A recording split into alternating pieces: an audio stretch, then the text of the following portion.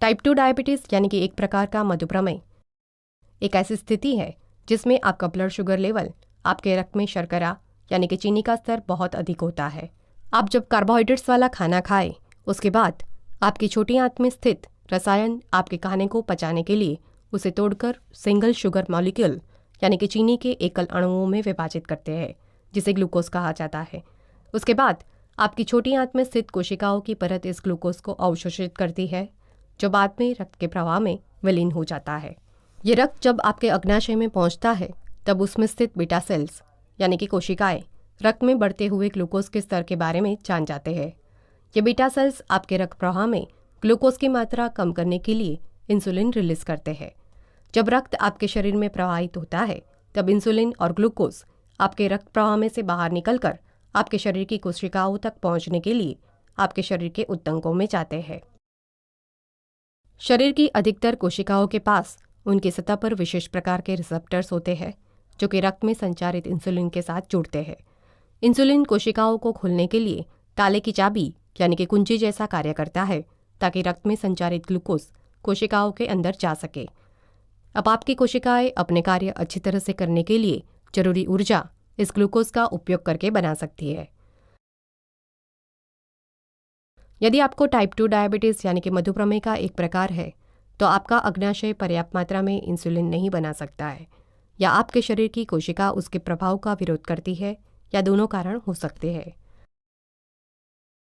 यदि आपको insulin resistance की समस्या है, यानी कि शरीर की कोशिकाएं इंसुलिन के प्रभाव का विरोध करते हो, तो आपका इंसुलिन ग्लूकोज के अंदर प्रवेश कर सके, उसके लिए कोशिकाओं को खोल नहीं सकता, क्योंकि उसके ताले, जिन्हें रिसेप्टर्स कहा जाता है, वे असामान्य है या गायब है। नतीजतन ग्लूकोज आपकी कोशिकाओं के बाहर ही रह जाता है और अंदर नहीं जा पाता है। नतीजतन आपके रक्त प्रवाह में ग्लूकोज की मात्रा बढ़ जाती है और उस स्थिति को हाइपरग्लाइसेमिया कहा जाता है। हाइपरग्लाइसेमिया की परिस्थिति को नियंत्रित करने के लिए आपका अग्नाशय अधिक से अधिक मात्रा में इंसुलिन बनाता है।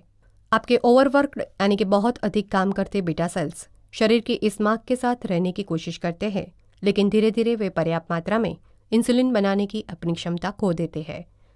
हाइपरग्लाइसेमिया के कारण और पर्याप्त मात्रा में इंसुलिन न मिलने के कारण आप आमतौर पर देखे जाने वाले डायबिटीज़ यानी कि मधुप्रमेह के लक्षणों का अनुभव कर सकते हैं, जिनमें शामिल है बहुत भूख लगना, बहुत प्यास लगना, मूत्र का परिमाण बढ़ जाना और समझाया जा न सके वैसे कारणों की वजह से वजन कम होना। टाइप 2 डायबिटीज़ के जो लक्षण समय के साथ दिखाई दे सकते हैं, उनमें शामिल है थकान, पुनरावर्ती संक्रमण, दृष्टि में परिवर्तन, खुजली और आपकी त्वचा में झुनझुनी या चुभन की संवेदना। टाइप 2 डायबिटीज़ की जानलेवा जटिलताओं में शामिल है डायबिटीज केटोएसिडोसिस, हाइपरऑस्मोलर हाइपोग्लाइसेमिक नॉन-कॉटिक सिंड्रोम और हाइपोग्लाइसेमिया। यदि आप हाइपरग्लाइसेमिया के लिए उपचार नहीं करते हैं, तो नतीजतन आपको डायबिटीज केटोएसिडोसिस हो सकता है, क्योंकि आपके रक्त में पर्याप्त मात्रा में इंसुलिन नहीं प्रवाहित हो रहा। आपकी कोशिकाओं को ऊर्जा पैदा करने के लिए उनकी जितनी ज़रूरत है उतना ग्लूकोज नहीं मिल सकता है। नतीजतन आपका शरीर ऊर्जा के वैकल्पिक स्रोत के रूप में शरीर में संग्रहित चर्बी और प्रोटीन का इस्तेमाल करता है। चर्बी टूटने की प्रक्रिया के दौरान उसके कुछ सह उत्पाद, जो कि कीटोन बॉडीज़ के रूप में जाने जाते हैं, वे रक्त में जमा होते हैं, जिसके परिणाम स्वरूप कीटोसिस नाम की परिस्थिति पैदा होती है। यदि ये कीटोन्स आपके रक्त प्रवाह में खतरनाक स्तर तक बढ़ जाए, तो आपको डायबिटीज़ केटोएसिडोसिस या डीकेए हो सकता है, जो कि कोमा और मृत्यु का कारण हो सकती है। हाइपरग्लाइसेमिया का इलाज न कर पाने की वजह से होने वाली दूसरी जटिलता है हाइपरऑस्मोलर हाइपरग्लाइसेमिक नॉन-कॉटिक सिंड्रोम या HHNSI। इंसुलिन की कमी के चलते आपका ब्लड ग्लूकोज लेवल यानी कि आपके रक्त में शर्करा का स्तर बढ़ता है। इस प्रतिक्रिया के रूप में आपकी दोनों किडनी यानी कि गुर्दे आपके रक्त में से अतिरिक्त ग्लूकोज को छानकर पानी की एक बड़ी मात्रा के साथ मूत्र में जाने देती है। जब तक आप बड़ी मात्रा में पानी नहीं पीते हैं, तब तक आपकी किडनी आपके रक्त प्रवाह में से ग्लूकोज को दूर करने की और आपके मूत्र में से उसे पर्याप्त मात्रा में कम करने की आवश्यकता को नहीं बनाए रख सकती है।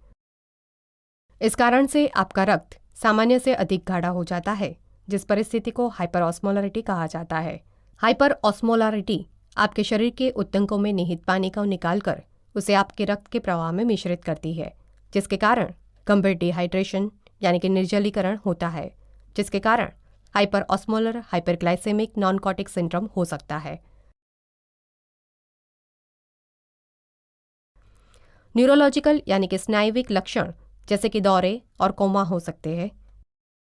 यदि आप डायबिटीज के लिए अत्यधिक मात्रा में दवाई लेते हैं तो आपको एक तीव्र जटिलता का अनुभव हो सकता है, जिसे हाइपोग्लाइसेमिया या इंसुलिन शॉक कहा जाता है। अत्यधिक मात्रा में इंसुलिन या हाइपोग्लाइसेमिक दवाओं के कारण बहुत अधिक मात्रा में ग्लूकोज आपकी कोशिकाओं में जाता है, जिससे आपके रक्त प्रवाह में इंसुलिन की अपर्याप्त मात्रा रह जाती है। कुछ अंगों को जैसे कि मस्तिष्क को अपना काम ठीक से करने के लिए निरंतर ऊर्जा की आवश्यकता होती है, क्योंकि मस्तिष्क के लिए ऊर्जा का प्राथमिक स्रोत ग्लूकोज है। ये पहला अंग है जिसे ग्लूकोज के कम स्तर से प्रभावित होता है। जब आपके मस्तिष्क की कोशिकाएं, जिन्हें न्यूरॉन्स कहा जाता है, उन्हें ग्लूकोज नहीं मिलता है, तब उनके कार्यों में गड़बड़ होने लगती है, जिसके कारण घबराहट, अस्थिरता और भ्रम जैसे लक्षण दिखाई दे सकते हैं। यदि आपके ग्लूकोज की मात्रा निरंतर कम हो रहे तो आपके न्यूरॉन्स की विद्युतीय गतिविधियां महत्वपूर्ण रूप से घट जाती है, जिसके परिणाम स्वरूप दौरे पड़ते हैं या वो व्यक्ति डायबिटिक कोमा में जा सकता है। समय के साथ लंबे समय से अयोग्य तरीके से नियंत्रित हो रहे टाइप 2 डायबिटीज के कारण उत्तकों को रीजनरेटिव नुकसान यानी कि ऐसा नुकसान जो कि समय के साथ बढ़ता जाए और जो अपरिवर्तनीय है, जो हो सकता है, जिसके कारण लंबे समय की जटिलताएं होती है, जैसे कि एथेरोस्क्लेरोसिस, हृदय की मांसपेशियों को रक्त पहुंचती, एक या ज़्यादा धमनियां अवरुद्ध हो जाती है, अंधापन, न्यूरोपैथी, हाथ पैर की एक या अधिक तंत्रिकाओं से संबंधित बीमारी, खास जिसके कारण सुन्नता या दुर्बलता हो सके, और रिनल फेल्योर यानी कि किडनी काम करना बंद कर देती है। टाइप 2 डायबिटीज़ को जटिलता से बचने के लिए आपके रक्त में ग्लूकोज के स्तर को सामान्य स्तर के अंदर रखने के लिए आप कुछ संयोजित कदम उठा सकते हैं, जैसे कि आपके ब्लड ग्लूकोज यानी कि रक्त में शर्करा के स्तर का निरीक्षण करना, स्वस्थ खुराक लेना, नियमित रूप से व्यायाम करना और आवश्यकता अनुसार दवाइयाँ लेनी। आपको ग्लूकोमीटर की मदद से दिन में बार बार अपने रक्त में ग्लूकोज की मात्रा की जांच करने की जरूरत पड़ेगी। ऐसा करने के लिए लेसेंटाम के एक छोटी सी सुई द्वारा आपको अपनी उंगली पर प्रिक करना पड़ेगा, यानी कि ग्लूकोमीटर में लगाई हुई स्ट्रिप यानी कि विशेष प्रकार की पट्टी पर रक्त की छोटी बूंद डालनी पड़ेगी।